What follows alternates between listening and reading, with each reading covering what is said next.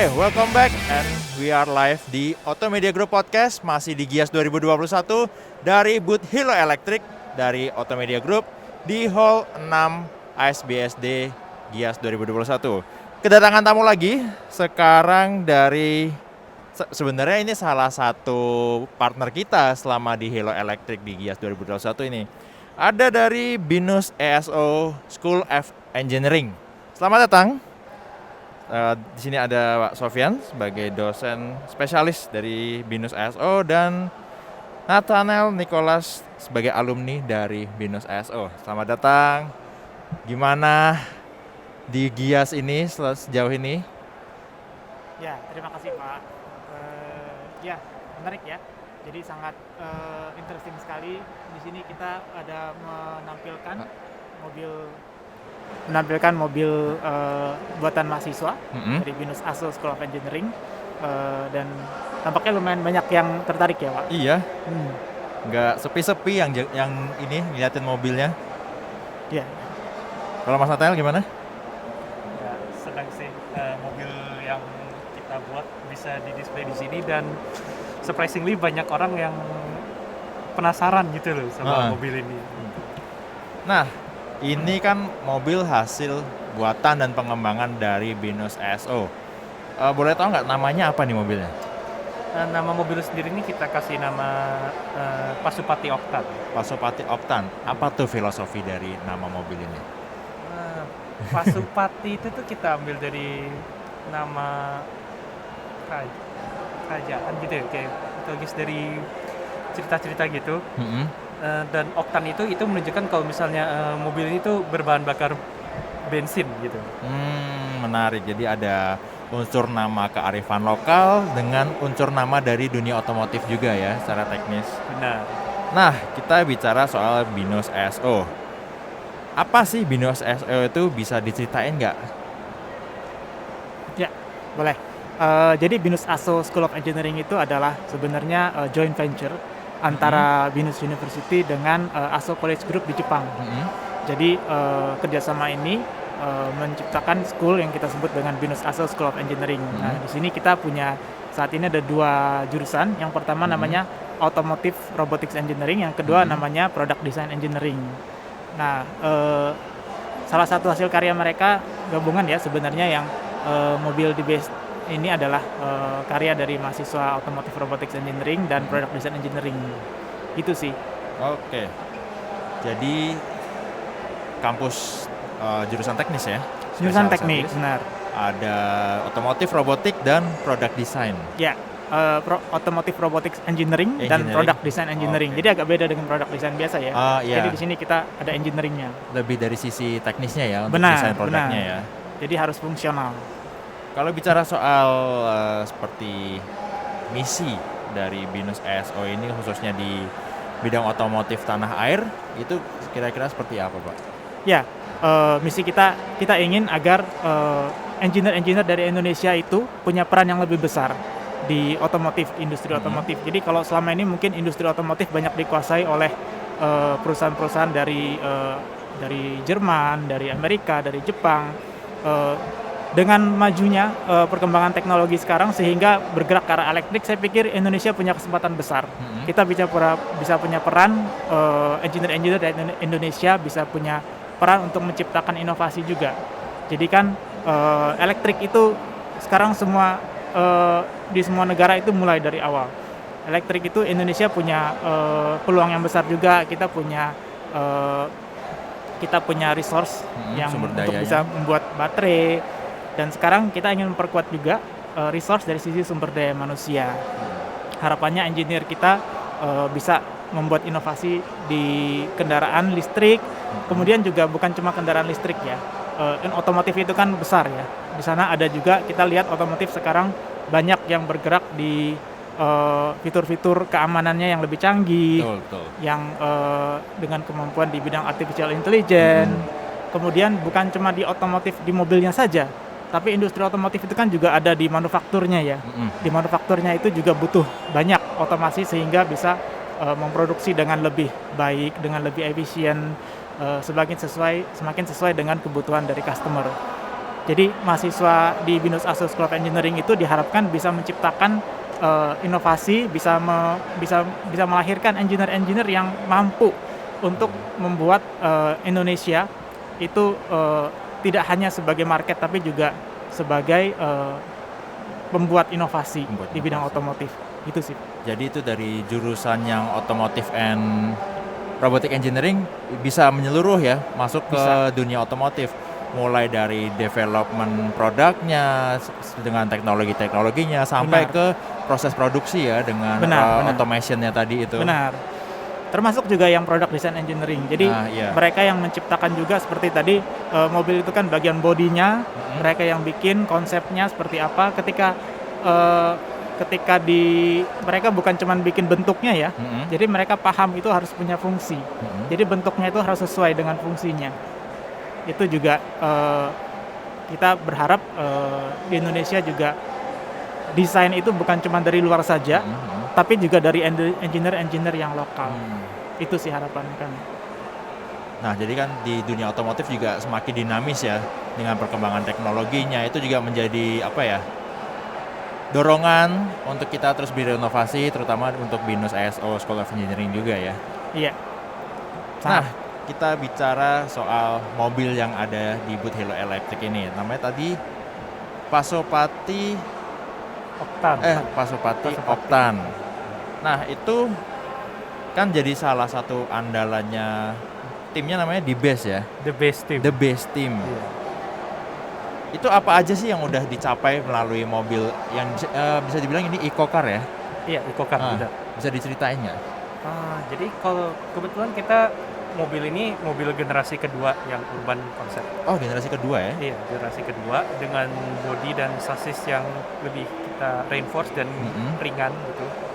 Jadi kita tahun ini karena Shell Eco Marathon itu online, kita masuk ke lomba namanya kategori Virtual Technical Inspection gitu.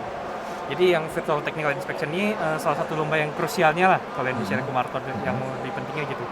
Dan lumayan kita dapat prestasi di peringkat 28 sedunia dan 14 se-Asia. Se-Asia 14 ya? Benar. 28 sedunia. Iya. Wow. Padahal kita seperti dibilang tadi lombanya virtual yang tahun ini. Iya, virtual. Nggak diadu langsung di track kayak tahun-tahun sebelumnya. Benar. Karena gara-gara pandemi. Jadi mobilnya datang aja nggak ada pembalapnya, nggak ada drivernya ya. Iya. Nah, itu menarik karena walaupun misinya itu efisiensi energi, tapi mungkin filosofi developmentnya itu nggak jauh beda sama mobil balap ya? Iya, karena di Shell Eco Marathon ini kita juga ada beberapa regulasi yang harus ditaati seperti dimensinya, terus kekuatan sasisnya itu minimal berapa, pandangan driver ke depan tuh seperti apa, terus ada kayak kita harus lengkapin lampu pas segala macam, klakson harus berapa desibel klaksonnya. Oh, sampai ada klaksonnya juga ya. Benar. Nah, itu tadi prestasi dan pencapaian sejauh ini dari The Best Team. Kalau soal mobilnya sendiri ini udah pengembangannya udah dari kapan? Mungkin ini kan generasi kedua atau mungkin bisa cerita yang mobil generasi satunya. Nah, jadi kalau generasi satu ini dimulai dari kakak kelas saya, kebetulan satu angkatan di atas, itu dimulai dari tahun 2016-an. 2016? Iya, mereka mulai ngebangun The Best Team ini dan mereka mulai research and development gitu. Research and development itu membutuhkan waktu yang tidak sedikit kan 3 tahun ya. Makanya 2019 akhirnya terjun on track di Sepang, Malaysia. Oke. Kalau untuk Pak Sofyan melihat achievement dari The Best Team sejauh ini kayak gimana, Pak? Luar biasa ya, artinya jadi sebelum kita sekarang punya peringkat tahun 2019 itu juga kita punya pencapaian sih. Jadi di level Asia itu kita di juara 13 ya? Iya, juara 13. Waktu itu pertama kali kita ikut dan sebenarnya itu benar-benar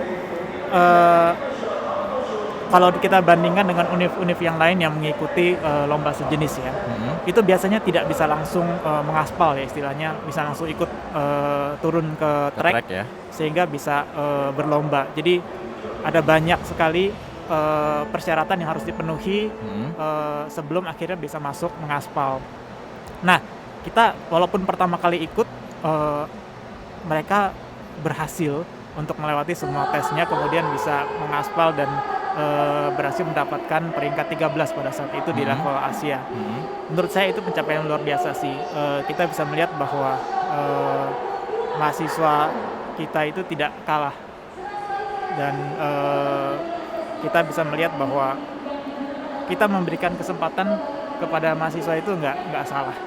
Jadi mahasiswa itu ternyata bisa dibimbing, mereka punya semangat yang baik, mereka punya kerjasama yang baik, sehingga bisa maju sampai level dunia ya, kita melihatnya itu. Begitu Membanggakan sih. ya. Sangat membanggakan. Membanggakan. Itu bukti bahwa karya mahasiswa dalam negeri itu bisa punya prestasi yang sampai ke internasional ya. Yes. Kalau boleh tahu di Eco Marathon ini udah kemana aja sih mobilnya? Atau mungkin pernah ikut kompetisi lain yang sejenis?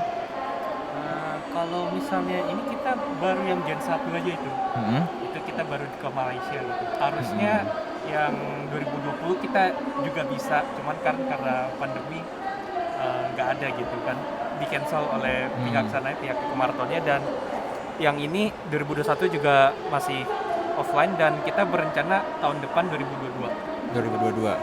Itu belum tahu ya bakal lombanya di mana. Belum tahu.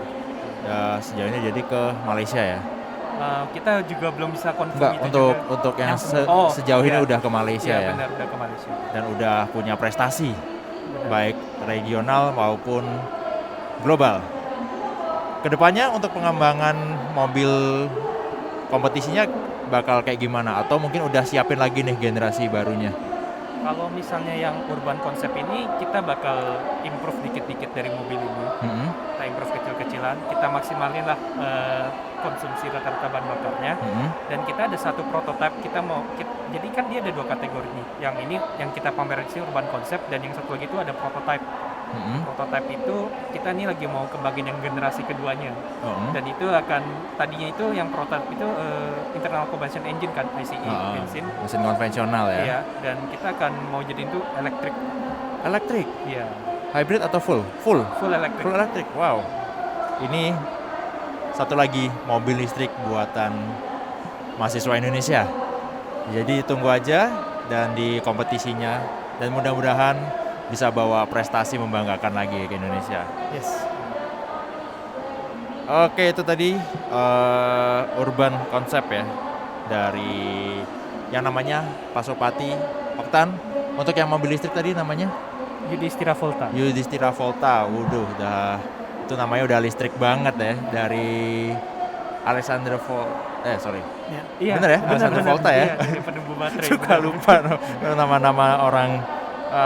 Nah, sekarang kan Binus ASO ikut di Gias sebagai bagian untuk memamerkan teknologi kendaraan yang ramah lingkungan. Nah, makna Gias sendiri untuk Binus ASO gitu apa sih? Ya, kalau saya melihatnya Gias di sini ini kesempatan ya bagi kita untuk bisa menunjukkan. Jadi di antara dari banyak kendaraan-kendaraan yang diproduksi dari luar negeri ya, bahwa sebenarnya dalam negeri itu kita punya juga sumber daya manusia yang sebenarnya mampu. Sudah saatnya kita bisa menunjukkan engineer-engineer dari Indonesia itu sebenarnya mampu juga, bisa juga menciptakan inovasi tidak kalah. Ya, kita ke depan harapannya semakin banyak kendaraan dari Indonesia yang bisa bersaing di level dunia.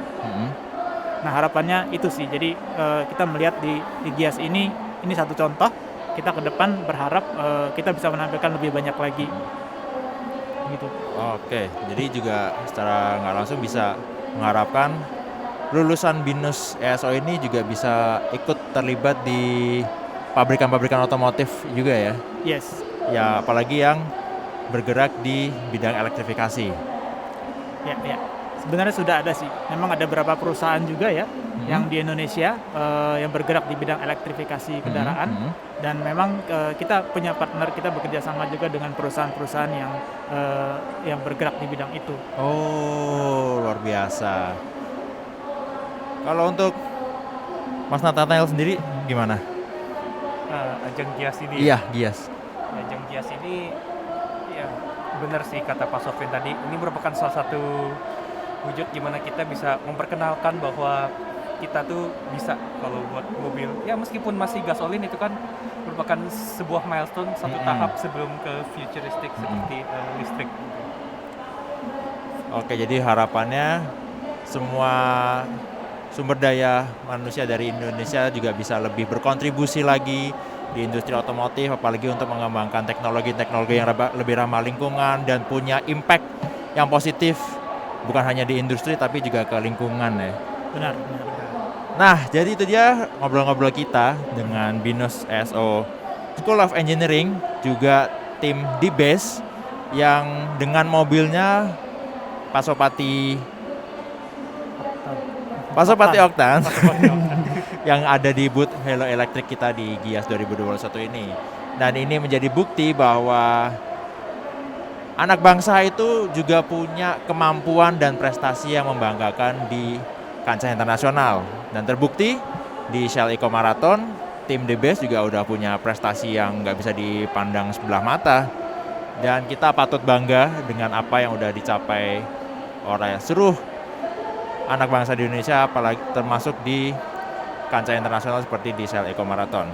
Alright, terima kasih Pak Sofyan, Mas Nathanael. Terima kasih sudah hadir di Otomedia Group Podcast di Gias 2021 ini. Dan terima kasih sudah nonton di Facebook Live Auto.com. Dan jangan lupa podcast ini akan tayang juga di channel YouTube Carvagaza. Jadi sampai jumpa dan terima kasih.